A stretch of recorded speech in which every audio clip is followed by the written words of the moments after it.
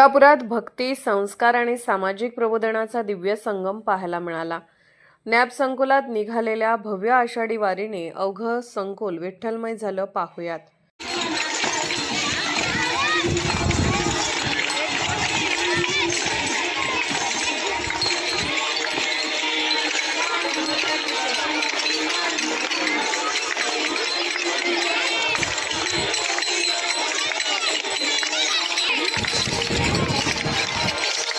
शुक्रवारी national association for the blind संचलित प्रशालांच्या वतीने भव्य आषाढी वारीचे आयोजन करण्यात आले होते.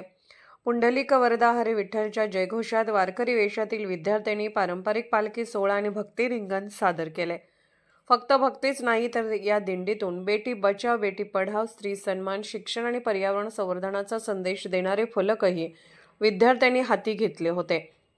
या सोहळ्याचे उद्घाटन उपमहापौर ज्ञानेश्वरी देवकर, माजी प्राचार्य नरसिंह आसादे, बालरंगभूमी परिषदेचे कार्याध्यक्ष पद्माकर कुलकर्णी, नॉर्थ रोटरी क्लबच्या अध्यक्ष आसावरी सराफ, नॅप सोलापूरचे जनरल सेक्रेटरी शशिभूषण येलगुलवार आणि निसर्गप्रेमी मनोज देवकर यांच्या हस्ते विठ्ठल रुक्मिणी पालखी पूजनाने झाली.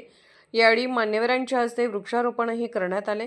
कार्यक्रमास प्राचार्य तथा नॅपच्या सहसचिव सीमा श्री गोंदेकर, येलगुलवार प्राथमिक शाळेचे मुख्याध्यापक संतोष मासाळे, ममता मुकबधीर विद्यालयाच्या मुख्याध्यापिका Sangeeta Gaikwad, Rajiv Gandhi memorial school for the ब्लाइंडचे मुख्याध्यापक सौरभ शिंगाडे यांच्यासह सर्व विभागातील शिक्षक, शिक्षकेतर कर्मचारी, पालक आणि विद्यार्थी मोठ्या संख्येने उपस्थित होते.